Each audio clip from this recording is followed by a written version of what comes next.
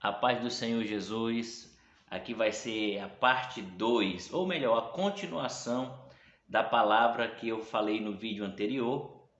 No vídeo anterior eu usei o texto de Tito, no capítulo 2, versículo 11 e 12, e demos início sobre a graça de Deus, sobre a graça de Deus ter se manifestado para a salvação de todos os homens. E agora eu não vou usar o texto de Tito, agora eu quero usar um texto que Paulo escreveu também, à igreja, de Éfeso, mas para toda a igreja universal. Diz assim, Efésios capítulo 2 e o versículo 7 e 8, diz assim: para mostrar nos séculos vindouros as abundantes riquezas da sua graça, pela sua benignidade para conosco em Cristo Jesus, porque pela graça sois salvos por meio da fé, e isso não vem de vós, é dom de Deus, não vem das obras, para que ninguém se glorie. Porque somos feitura sua, criados em Cristo Jesus para as boas obras, as quais Deus preparou para que andássemos nela. Parafraseando esse texto, nós podemos ver algumas coisas interessantes sobre a graça de Deus. Como eu falei no vídeo anterior, você pode até assistir para entender melhor esse. A graça de Deus é um favor imerecido. Foi algo que ele fez por alguém que não merecia, mas pela sua misericórdia, pela sua bondade e seu infinito amor, ele resolveu manifestar a sua graça, quando ele deu o seu Filho para morrer por nós, quando nós ainda éramos pecadores, sem a oportunidade de salvação. Aqui no versículo 7 diz assim: para mostrar nos séculos vindouros as riquezas da sua graça. Ou seja, a graça de Deus é abundantemente rica. Ela traz bondade, ela traz unidade, comunhão. A graça de Deus, ela traz santificação. A graça de Deus nos justifica, ou seja, ela é a justificação. Como a graça de Deus também é a propiciação pelos nossos pecados. A graça de Deus também nos redimiu de uma vida que outrora era dominado pela carne, pelos espíritos malignos, pela influência de Satanás nesse mundo que jaz no maligno. Juntando tudo isso e ainda com a herança adâmica, nós não tínhamos condições e oportunidade de ser salvos. Então, por isso, Jesus se manifestou como a graça de Deus Pai para salvar os pecadores. Então, aqui diz que a graça de Deus é abundante, é rica, é muito grande. Não tem nem como a gente explicar isso na sua totalidade, mas nós podemos viver a graça de Deus. Talvez você se sinta, às vezes, até perdido ou não salvo, mas você tem que começar a olhar para a cruz, olhar para a graça que Deus manifestou para salvar a sua vida.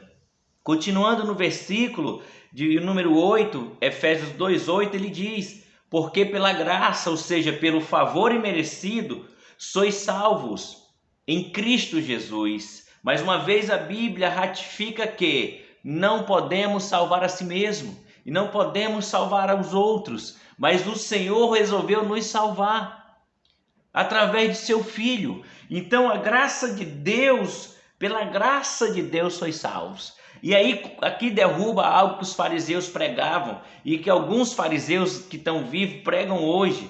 Alguns legalistas pregam hoje, que dizem que nós seremos salvos pelas nossas obras, que diz que nós temos que fazer uma série de coisas, porque se nós não cumprirmos essas coisas, nós seremos eternamente mortos da presença de Deus. Olha o que diz o versículo de número 9, gente.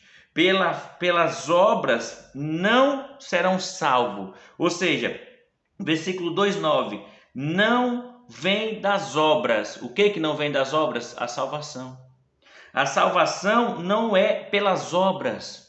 E diz o quê? Para que ninguém se glorie. Era isso que os fariseus faziam. O que eles faziam? Eu jejuo, eu sou dizimista fiel, eu sou congregado, eu sou membro do Sinédrio, eu tenho a estola sacerdotal, eu tenho a roupa, certa. Eu tenho e nunca perceberam que mesmo tendo tudo isso ou não tendo tudo isso, a graça de Deus é para todos os pecadores. Então, como dizer que Jesus descartaria alguém? Como dizer que Jesus faria acepção de pessoas? Muito pelo contrário, ele veio para salvar todos. A gente sabe que tem pessoas que não querem e que não vão aceitá-lo e que nunca vão confessá-lo e que não querem ser salvas. Nós sabemos disso. Mas todo aquele que for convencido pelo Espírito de Deus, porque em Malaquias diz, não por força e não por violência, mas pelo meu Espírito. Ou seja, quem convence do pecado é o Espírito. Quem convence da justiça de Deus é o Espírito. Então é o Espírito que nos convence que nós estamos errados e que nós precisamos ser uma nova criatura. 1 Coríntios 5,17.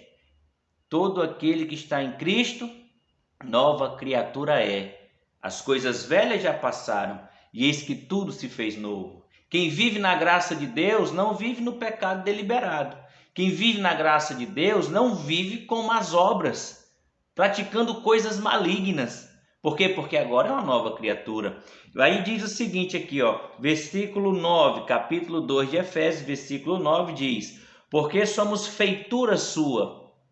Ou seja, ele nos criou, criados em Cristo Jesus para boas obras, ou seja, como nova criatura, novo homem, nova mulher em Cristo Jesus para boas obras. Agora nós somos de boas obras, para que ninguém se glorie, e Deus preparou tudo isso para que andemos nelas.